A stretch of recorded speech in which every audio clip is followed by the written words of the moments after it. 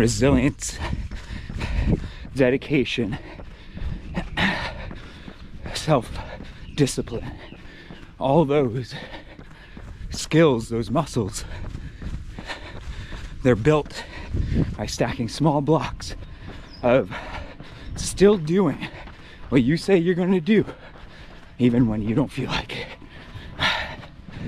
Build that mental strength, build that mental resilience, build your mind, count on yourself, find trust in yourself by doing exactly what you told yourself you were going to do. Follow through. When you're faced with an obstacle, find a way around it, through it, or over it. Ain't that the truth, man? We're faced with so many obstacles in our life. There's so many things that say, don't do it. Stop now, give up, quit. But why? That's all part of living. Giving up and quitting now means you're stopping living that part of your life. What if that means something to you? We all experience some type of pain or trauma growing up, whether it was in the world of dating and love and being rejected, or there was bullying for being different or being overweight. In my case, I was very overweight growing up, so I was bullied a lot for that.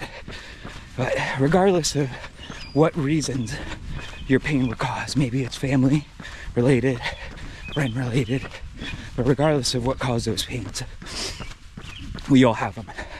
We all have them, and the way we coped with that pain, the way we tried to protect ourselves, is through that inner voice, that ego. And that ego is strongly developed during our teenage years. Those years are so critical to have a safe, supportive system around you.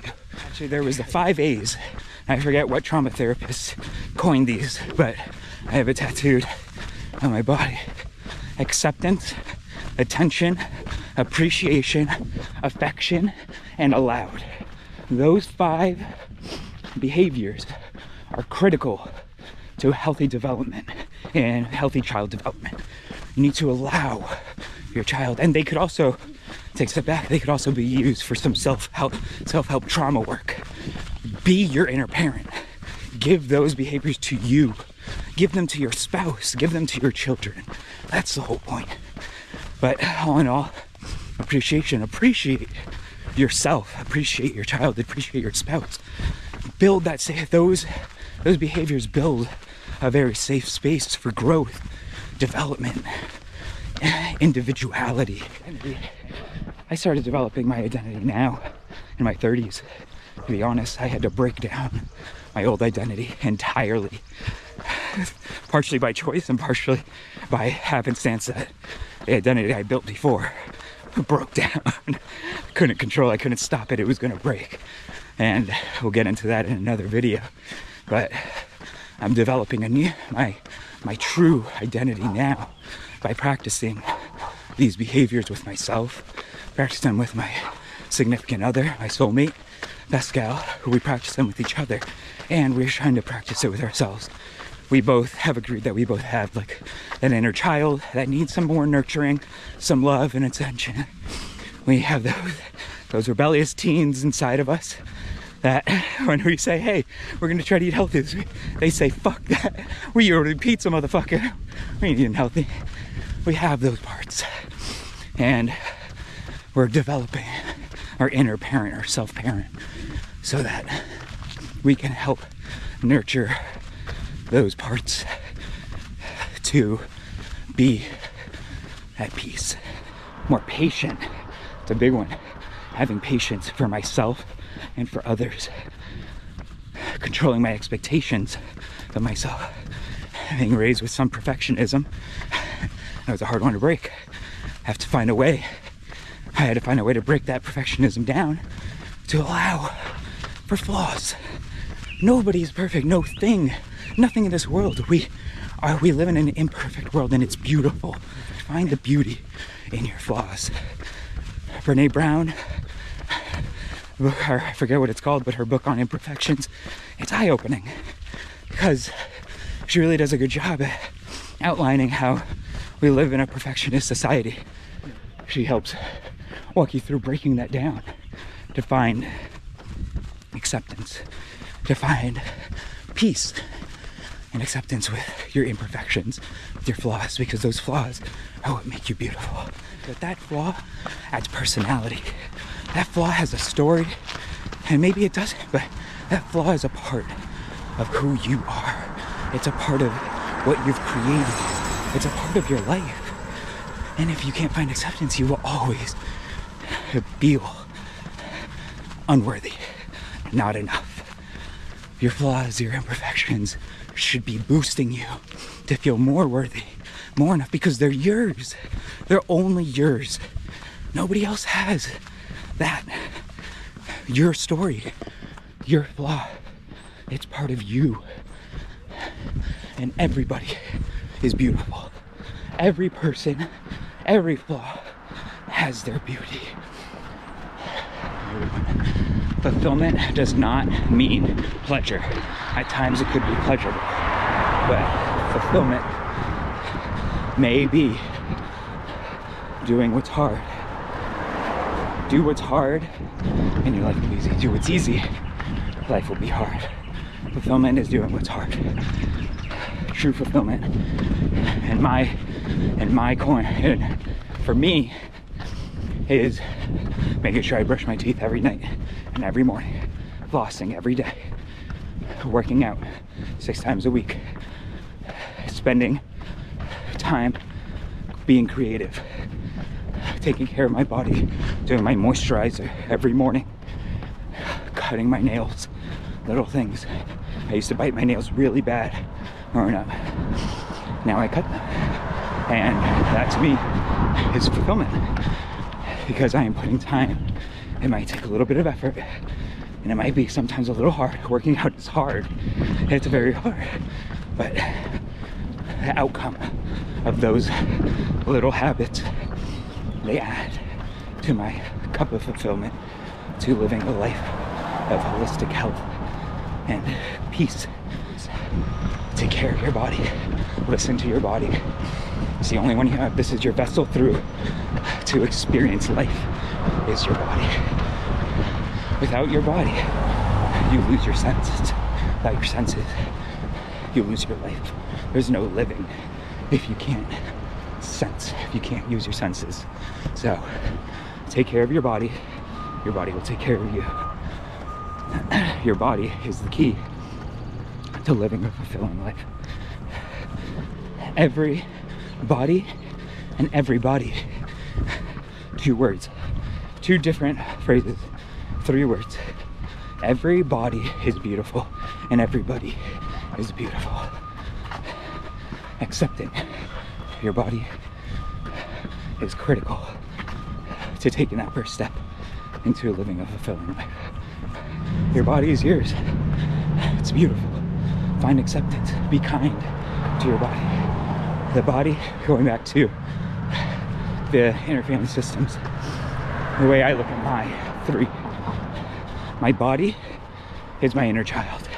Those are the basic, when we are born into our adolescence, our basic needs for survival: hunger, sleep, attention.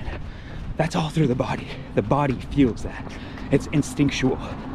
That is the inner child. Innocence. Your body is innocent.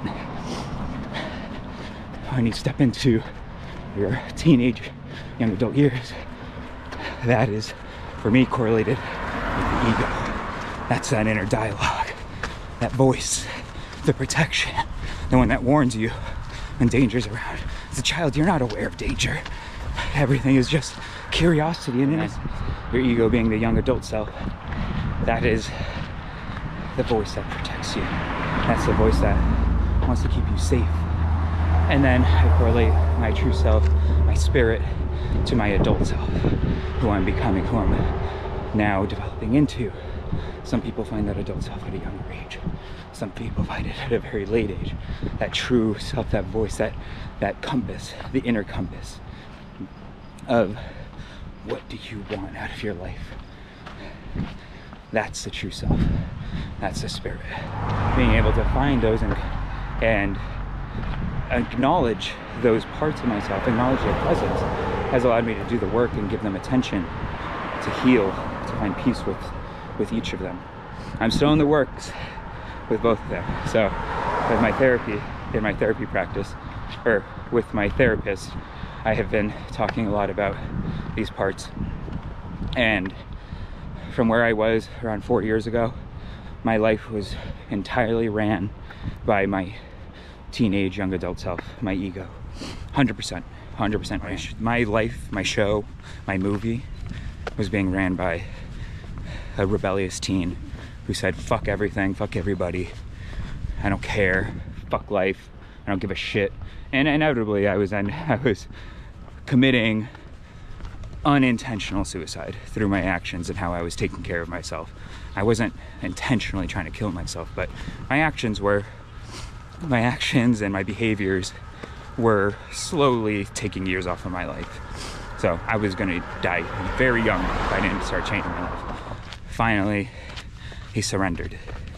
I surrendered to my higher self. It might sound like mumbo jumbo, it might sound a little crazy. I understand that, but stay with me here. I surrendered to a higher self. We can't get rid of our parts, the traumas, the pains that we've experienced. Those will always be there. The scars will always be with us. The memories, you can't erase your past. You can use it to grow. You can use it to move forward, but you can't erase it. Learning to live with yourself, learning to live with your past, learning to live with all of your parts, the mistakes, the celebrations of your life, the mistakes that you made in your life, learning to live and accept those allows for you to finally surrender and move forward.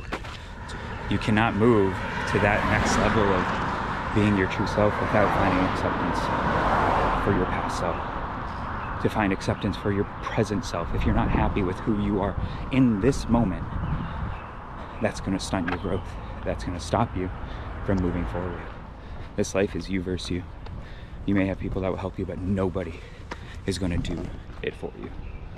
If you're not willing to change your own life, your life isn't going to change. Growth takes action. It takes discomfort. It takes stepping out of your comfortable space. It takes figuring out why. What is your why? Why do you want to change? I'm not there. So to those that have found peace and acceptance in your life, no matter what you do and how you're living it, if you have found that peace and acceptance and fulfillment, I applaud you. Great job. I am on that road. And I've made great strides, but I have a long way to go. But for those that aren't happy with where you are in your life, for those that do want to grow or change something within your life, whether it be your job, whether it be, your career, your professional development, whether it be your personal development, whether it be your physical development, whether it be your spiritual development, whatever it is, change requires action. Action, for the most part, is going to require you to step outside of your comfort zone. Finishing off my run with a little bit of a walk, but it's okay. Had a little more time to talk to you guys. So, thank you for tuning in. I appreciate it. Comment, subscribe, like, share if you like my content.